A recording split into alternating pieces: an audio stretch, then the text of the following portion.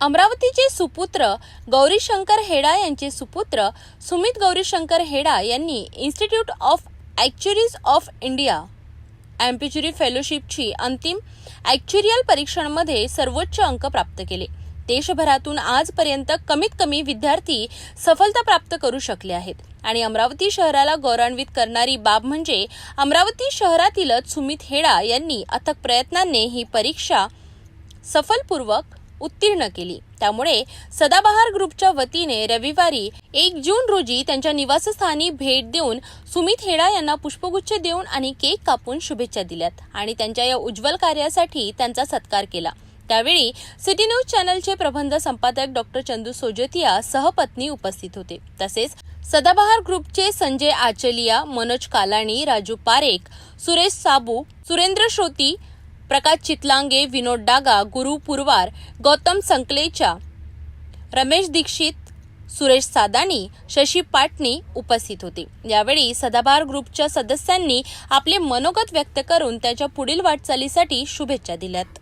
आज का बड़ा खुशी का अवसर है कि सुमित जो हमारे मित्र गौरीशंकर जी और शोभा भाभी हेड़ा का सुपुत्र है, जो पूरे इंडिया में आज तक का करीब करीब 600 लोग होंगे, ऐसी एक आर्चिव की एग्जाम जिसके 15 लेवल को सफलतम रूप से पास होकर उन्होंने सफलता पाई है। ऐसे सुमित जी जो अमरावती के सिर्फ केवल पहले ऐसा व्यक्ति है और विदर्भ में मात्र 5 लोग अभी इस एग्जाम को पास करने वाले लोग हैं। ऐसी विशेष उपलब्धि, यूनिक उपलब्धि प्राप्त करने वाला सुमित हम सब अमरावती वासियों को गर्व है। मैं बहुत सारी बधाइयाँ हम सभी सदाबहार ग्रुप अमरावती वासियों की ओर से प्रेषित करता हूँ। कांग्रेचुलेशन सुमित। हमारे मित्र गौरीशंकर जी हेड़ा के सुपुत्र सुमित जी हेड़ा, जिन्होंने एक्यूरेसी में आज विदर्भ में पहला स्थान प्राप्त किया है, एकमात्र व्यक्ति है कि जो विदर्भ में ये स्थान हासिल किया है। ये हेड़ा परिवार के लिए खुशी है, साथ ही पूरे माहेश्वरी समाज के लिए, अमरावती के लिए, विदर्भ के लिए जिन्होंने जो अचीवमेंट प्राप्त किया है वो गौरवान्वित है। ये अचीवमेंट अभी सब लोगों को मालूम नहीं है कि किस टाइप का अचीवमेंट होता है। काफी मेहनत होती है, 15 एग्जाम होती है, 8 साल तो निकल लगते हैं, 10 साल 12 साल लोग लगते हैं। इसमें लोग अपना जो है धैर्य खो देते हैं कि भाई नहीं होगा करके, लेकिन इन्होंने धैर्य से पूरा प्राप्त किया और काफी अच्छा रहा, सफर अच्छा रहा। इन बिटवीन इनकी शादी भी हो गई, बच्चे भी हुए, लेकिन हर चीज को इन्होंने पार करके यह मुकाम हासिल किया। ये हमारे लिए, पूरे परिवार के लिए और साथ ही सदाबहार मित्र परिवार के लिए गौरव की बात है। मैं पुनश्च सुमित को बहुत बहुत धन्यवाद देता हूँ कि वे निरंतर ये प्रगति करता है। सबने गौरव भैया का नाम पहले लिया, स्वाभाविक है, पर हम हमारी जो सदाबहार सहेली है शोभा और गौरीशंकर भैया हेड़ा का सुपुत्र सुमित बचपन से तेरे को देखा हुआ है। अभी 2-3 दिन पहले चंदू अंकल ने फोटो डाला था, उसमें छोटा सा सुमित जो दिख रहा है वही मासूमियत आज भी चेहरे में दिख रही है। एक्चुअली साइंस पास करना या उसमें उपलब्धि हासिल करना one of the toughest course है। ये शायद पूरी दुनिया का ही बोलो, इंडिया का तो नहीं, but one of the toughest course जो है और जिसको आपने हासिल किया। तो जिस दिन ये न्यूज़ हमको भी पता चली थी, हेड़ा परिवार को गर्व है, अमरावती को गर्व है, लेकिन हमको भी गर्व है कि हम सुमित के पेरेंट्स के फ्रेंड्स हैं। तो हम सभी भी उसके लिए गौरवान्वित करते हैं। हमारा सुमित इतनी बड़ी उपलब्धि हासिल कर चुका है, इसका नाम भी हम आज भी बराबर नहीं ले पाते। ऐसे क्षेत्र का उन्होंने चुनाव किया, इंजीनियर की पढ़ाई की, फिर जॉब के लिए कुछ साल भर शायद कलकत्ता रहे। कलकत्ता से जॉब छोड़कर उन्होंने अर्चुरी, क्योंकि नाम सबको लेते नहीं आता, एक्चुअली वो 3 क्षेत्र हम सीए को, आईएम के एमबीए को, आईएएस को बहुत भारी मानते हैं, लेकिन उससे भी आगे 10 साल से लगातार पढ़ाई करते पढ़ाई के साथ जॉब के साथ नौकरी करते करते आए। कितने सेक्शन पूरे कितने हो गए? पूरे 15 और है क्या? आगे और 15 सेक्शन पूरे। हमारे समय तो जब तक पढ़ाई नहीं होती थी हमारी शादी नहीं होती थी। पढ़ाई करते करते इसकी शादी हो गई, बच्चे भी हो गए। एक बहुत बड़ी किस्मत की बात है, लेकिन लोग क्या करते हैं, पूरा कैरियर बनाना उस चक्कर में शादी नहीं करते। गौरव तेरा ऐसा नहीं है लगाओ। हाँ।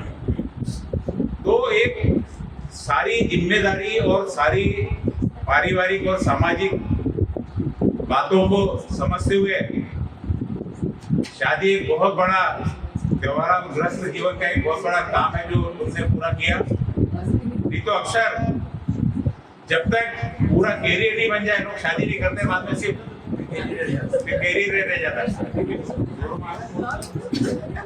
मानना पड़ता है भैया कितने लोग शादी नहीं कर रहे हैं, परेशानी सबकी है। तो आज मित्र परिवार की ओर से, सदाबहार मित्र परिवार की ओर से हमारे बेटा कल्लू नहीं है ना, राजू कल्लू राजू एक तरीके दिखते हाइट पर उसमें, कल्लू राजू के बाजू में खड़ा रहा एक तरीके दिखता है। आपका बहुत बहुत स्वागत, बहुत बहुत अभिनंदन जो आपने यह उपलब्धि हासिल की। हेड़ा परिवार का नहीं, हमारे पूरे सदाबहार मित्र परिवार का नाम रोशन किया, अमरावती का नाम रोशन किया, विदर्भ का नाम रोशन किया। विदर्भ में मुश्किल से शायद 4-5 लोग होंगे, तो पूरे अमरावती में अकेला सुमिति है जो इस मुकाम को हासिल कर पाया है।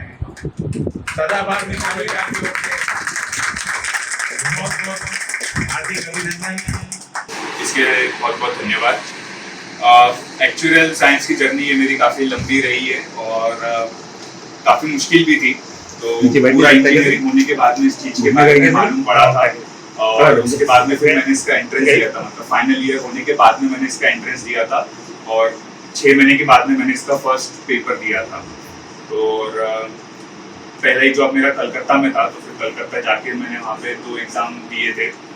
फिर मैं मतलब उस फील्ड में मेरे को कंटिन्यू नहीं करना था, तो फिर मैं वो जॉब छोड़ के फिर मैं वापस अमरावती आ गया था।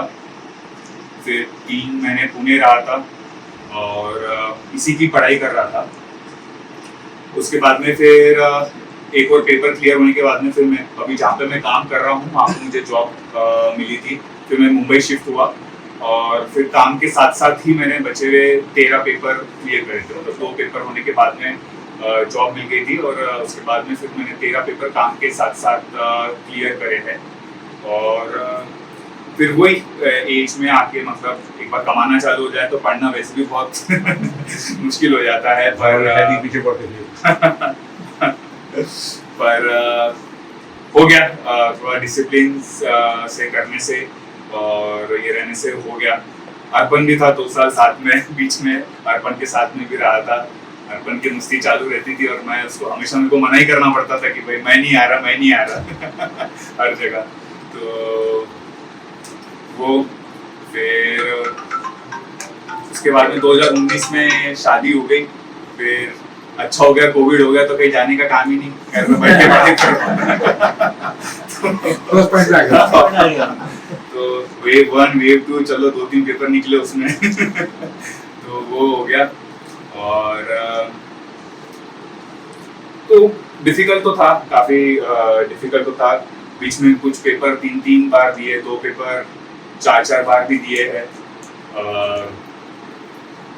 पर ऑफिस से भी सपोर्ट था, घर से सपोर्ट था, पापा चाचा मम्मी पापा बड़ी मम्मी सब हम लोग भी थे।